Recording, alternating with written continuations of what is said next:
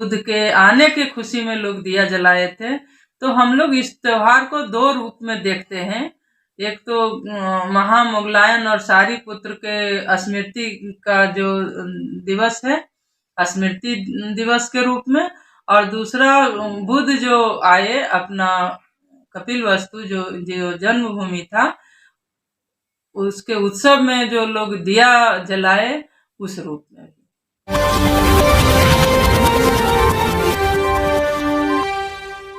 नमस्कार, मैं प्रमोद कुमार यादव, आप देख रहे हैं पंचशील न्यूज।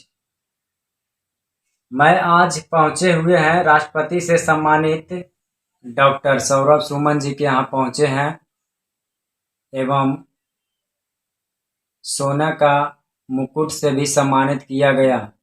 तो मैं इनसे जानना चाहता हूं दीपदान उत्सव के बारे में। मैडम, सबसे पहले आपका पंचशील में बहुत बहुत स्वागत है। Thank you. मेरा नाम डॉक्टर सौरभ सुमन है और बहुत खुशी की बात है कि आप लोग दीपदान उत्सव के बारे में हमसे जानना चाहते हैं।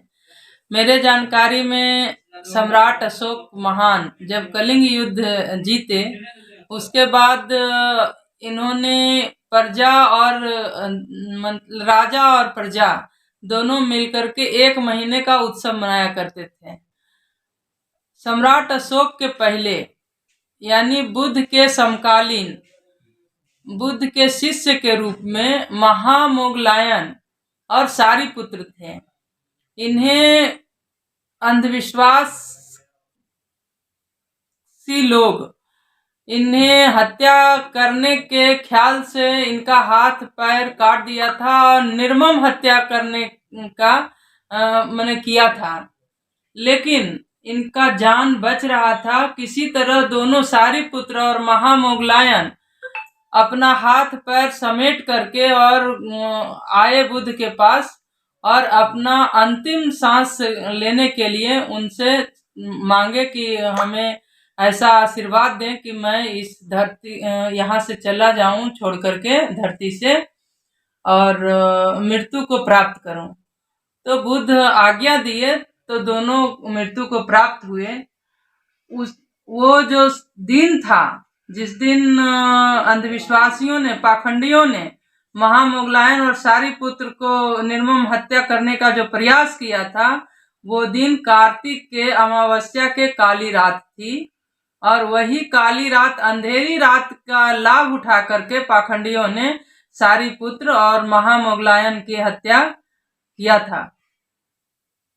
जब इस बात की जानकारी और याद आया सम्राट अशोक महान को, तब उन्होंने उनके याद में अपने जो राजपाट जो उनका क्षेत्र था, पूरे क्षेत्र में 84,000 शिलालेख लिखवाने का इन्होंने निर्णय लिया और सम्राट अशोक पूरे अपना क्षेत्र में घोषणा किए कि और प्लानिंग किए कि यहाँ यहाँ यहाँ यहाँ ये स्मृति के रूप में अशोक लाट रहेगा और उसमें 84,000 शिलालेख लिखी जाएगी। और अपने क्षेत्र में सभी को आदेश दे दिए। 3 साल लगा 84,000 शिलालेख लिखने में। जब 3 साल पूरा हुआ तब प्रजा की ओर से राजा को सूचना मिली कि 84,000 शिलालेख बन करके तैयार है, लिखा करके तैयार है। तो उसका उद्घाटन के रूप में इसी दिन को उन्होंने चुना और कार्तिक महीना के अमावस्या के रात में उस शिलालेखों का, जो 84,000 शिलालेख लिखी गई थी, उसका उद्घाटन किया गया। तो पूरे क्षेत्र में जहां जहां शिलालेख लिखाया गया था, पूरे क्षेत्र में लोग दीप जलाए थे और उसी समय उसका नाम रखा गया था दीपदान उत्सव।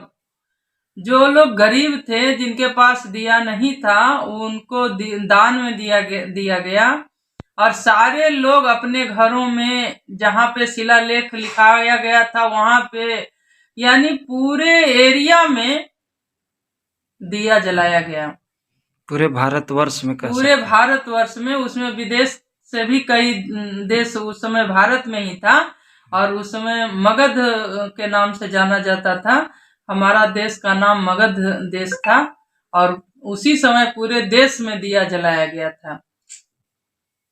दूसरे रूप में जब बुद्ध को बुद्धत्व प्राप्ति हुई और सारनाथ में इन्होंने पहला उपदेश दिया, तो वहां जब इनके बुद्ध के पिता को पता चला कि बुद्ध सारनाथ में है और सुद्धोधन को काफी तबीयत खराब हो गया था, उन्हें लगा कि अब हम नहीं बचेंगे, तो अपने बुद्ध को सूचना भिजवाए कि मैं मिलना चाहता हूँ।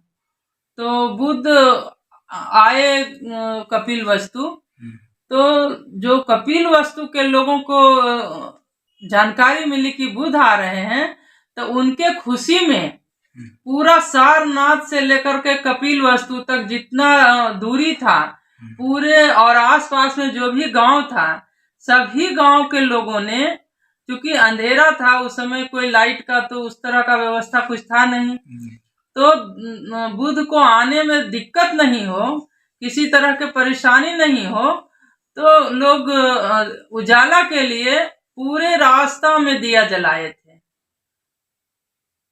जिस रास्ते से बुद्ध को सारनाथ से कपिल वस्तु जाना था, पूरे रास्ता में लोग दिया जलाया था। अच्छा। तो वो आने का भी दिन संजोग से कार्तिक महीना ही था और बुद्ध के आने के खुशी में लोग दिया जलाए थे। तो हम लोग इस त्योहार को दो रूप में देखते हैं, एक तो महामोगलायन और सारिपुत्र के स्मृति का जो दिवस है, स्मृति दिवस के रूप में, और दूसरा बुद्ध जो आए अपना कपिल वस्तु जो जन्मभूमि था, उसके उत्सव में जो लोग दिया जलाए उस रूप में। बहुत बहुत धन्यवाद सुमन जी, जो आपने दीपदान उत्सव के बारे में इतिहास बताएं।